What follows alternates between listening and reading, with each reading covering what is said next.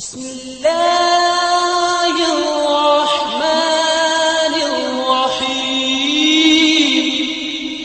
رسول کریم جب دھوتے یا یہ کہا کہ جب نہاتے تو 1 سا سے لے کر 5 مد تک پانی استعمال فرماتے تھے اور جب وضو فرماتے تو 1 مد پانی سے۔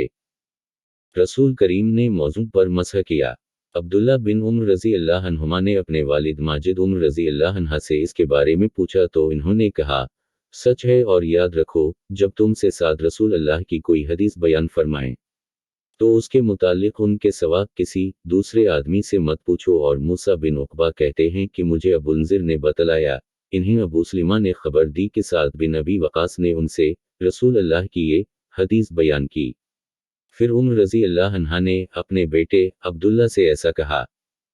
ایک دفعہ آپ رفع حاجت کے لیے باہر گئے تو مغیرہ پانی کا ایک برتن لے کر آپ کے پیچھے گئے۔ جب آپ قضا حاجت سے فارغ ہو گئے تو مغیرہ نے آپ کو وضو کراتے ہوئے آپ کے اعضاء مبارکہ پر پانی ڈالا۔ آپ نے وضو کیا اور موضوع پر مسح فرمایا۔ انہوں نے رسول کریم کو موضوع پر مسح کرتے ہوئے دیکھا۔ اس حدیث کی مطابقت میں حرب اور ابان نے یحییٰ سے حدیث نقل کی ہے، میں نے رسول کریم کو اپنے امامے اور موضوع پر مسح کرتے دیکھا۔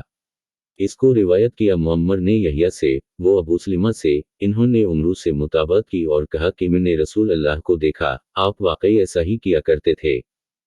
میں ایک سفر میں رسول کریم کے ساتھ تھا تو میں نے چاہا کہ وضو کرتے وقت آپ کے موزے اتار ڈالوں۔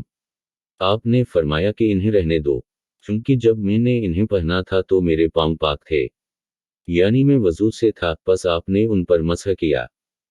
رسول کریم نے بکری کا شانہ کھایا، پھر نماز پڑھی اور وضو نہیں کیا۔ انہوں نے رسول اللہ کو دیکھا کہ آپ بکری کے شانہ سے کاٹ کاٹ کر کھا رہے تھے، پھر آپ نماز کے لیے بلائے گئے تو آپ نے چھری ڈال دی اور نماز پڑھی، نیا وضو نہیں کیا۔ فتح خیبر والے سال وہ رسول کریم کے ساتھ صحبہ کی طرف، جو خیبر کے قریب ایک جگہ ہے، پہنچے۔ آپ نے عصر کی نماز پڑھی، پھر ناشتہ منگوایا گیا تو سوائے ستو کے اور کچھ نہیں لایا گیا۔ پھر آپ نے حکم دیا تو وہ بھگو دیے گئے۔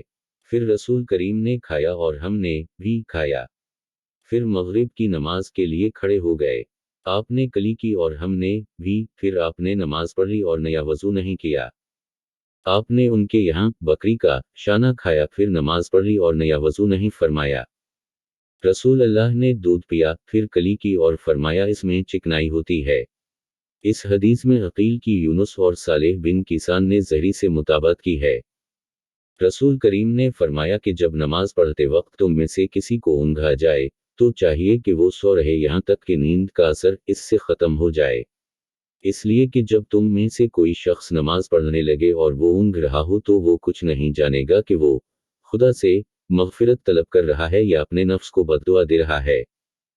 آپ نے فرمایا کہ جب تم نماز میں اونگنے لگو تو سو جانا چاہیے، پھر اس وقت نماز پڑھے جب جان لے کہ وہ کیا پڑھ رہا ہے۔ رسول کریم ہر نماز کے لیے نیا وضو فرمایا کرتے تھے۔ میں نے کہا تم لوگ کس طرح کرتے تھے؟ کہنے لگے ہم میں سے ہر ایک کو اس کا وضو اس وقت تک کافی ہوتا جب تک کوئی وضو توڑنے والی چیز پیش نہ آ جاتی، یعنی پیشاب، پاخانہ یا نیند وغیرہ۔ ہم خیبر والے سال رسول کریم کے ہمراہ جب صحبہ میں پہنچے تو رسول کریم نے ہمیں عصر کی نماز پڑھائی۔ جب نماز پڑھ چکے تو آپ نے کھانے منگوائے، مگر کھانے میں صرف ستو ہی لایا گیا، سو ہم نے اسی کو کھایا اور پیا۔ پھر رسول کریم مغرب کی نماز کے لیے کھڑے ہو گئے تو آپ نے کلی کی، پھر ہمیں مغرب کی نماز پڑھائی اور نیا وضو نہیں کیا۔ رسول اللہ ایک دفعہ مدینہ یا مکے کے ایک باغ میں تشریف لے گئے۔ وہاں آپ نے 2 شخصوں کی آواز سنی جو میں ان کی قبروں میں عذاب کیا جا رہا تھا۔ آپ نے فرمایا کہ ان پر عذاب ہو رہا ہے اور کسی بہت بڑے گناہ کی وجہ سے نہیں۔ پھر آپ نے فرمایا بات یہ ہے کہ ایک شخص ان میں سے پیشاب کے چھینٹوں سے بچنے کا اہتمام نہیں کرتا تھا اور دوسرا شخص چغل خوری کیا کرتا تھا۔ پھر آپ نے کھجور کی ایک ڈالی منگوائی اور اس کو توڑ کر 2 ٹکڑے کیا اور ان میں سے ایک ایک ٹکڑا ہر ایک کی قبر پر رکھ دیا۔ لوگوں نے آپ سے پوچھا کہ یا رسول اللہ، یہ آپ نے کیوں کیا؟ آپ نے فرمایا اس لیے کہ جب تک یہ ڈالیاں خشک ہوں شاید اس وقت تک ان پر عذاب کم ہو جائے۔ رسول کریم جب رفع حاجت کے لیے باہر تشریف لے جاتے تو میں آپ کے پاس پانی لاتا، آپ اس سے استنجا فرماتے۔ ایک مرتبہ رسول اللہ 2 قبروں پر گزرے تو آپ نے فرمایا کہ ان دونوں قبر والوں کو عذاب دیا جا رہا ہے اور کسی بڑے گناہ پر نہیں۔ ایک تو ان میں سے پیشاب سے احتیاط نہیں کرتا تھا اور دوسرا چغل خوری کیا کرتا تھا۔ پھر آپ نے ایک ہری ٹہنی لے کر بیچ سے اس کے 2 ٹکڑے کیے اور ہر ایک قبر پر ایک ٹکڑا گاڑ دیا۔ لوگوں نے پوچھا کہ یا رسول اللہ، آپ نے ایسا کیوں کیا؟ آپ نے فرمایا، شاید جب تک یہ ٹہنیاں خشک نہ ہوں ان پر عذاب میں کچھ تخفیف رہے۔ ابن المثنیٰ نے کہا کہ اس حدیث کو ہم سے وکی نے بیان کیا، ان سے عامش نے، انہوں نے مجاہد سے اسی طرح سنا۔ رسول کریم نے ایک دیہاتی کو مسجد میں پیشاب کرتے ہوئے دیکھا تو لوگوں سے آپ نے فرمایا اسے چھوڑ دو۔ جب وہ فارغ ہو گیا تو پانی منگا کر آپ نے اس جگہ بہا دیا۔ یک اعرابی کھڑا ہو کر مسجد میں پیشاب کرنے لگا تو لوگ اس پر جھپٹنے لگے۔ یہ دیکھ کر رسول کریم نے لوگوں سے فرمایا کہ اسے چھوڑ دو اور اس کے پیشاب پر پانی کا بھرا ہوا ڈول یا کچھ کم بھرا ہوا ڈول بہا دو، کیونکہ تم نرمی کے لیے بھیجے گئے ہو، سختی کے لیے نہیں۔ ایک دیہاتی شخص آیا اور اس نے مسجد کے ایک کونے میں پیشاب کر دیا۔ لوگوں نے اس کو منع کیا تو رسول کریم نے انہیں روک دیا۔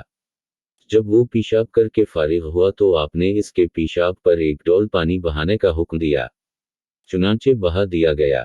رسول کریم کے پاس ایک بچہ لایا گیا، اس نے آپ کے کپڑے پر پیشاب کر دیا تو آپ نے پانی منگایا اور اس پر ڈال دیا۔ وہ رسول کریم کی خدمت اقدس میں اپنا چھوٹا بچہ لے کر آئیں، جو کھانا نہیں کھاتا تھا، یعنی شیرخوار تھا۔ رسول کریم نے اسے اپنی گود میں بٹھا لیا۔ اس بچے نے آپ کے کپڑے پر پیشاب کر دیا۔ آپ نے پانی منگا کر کپڑے پر چھڑک دیا اور اسے نہیں دھویا۔ نبی کریم کسی قوم کی کوڑی پر تشریف لائے، بس آپ نے وہاں کھڑے ہو کر پیشاب کیا، پھر پانی منگایا۔ میں آپ کے پاس پانی لے کر آیا تو آپ نے وضو فرمایا۔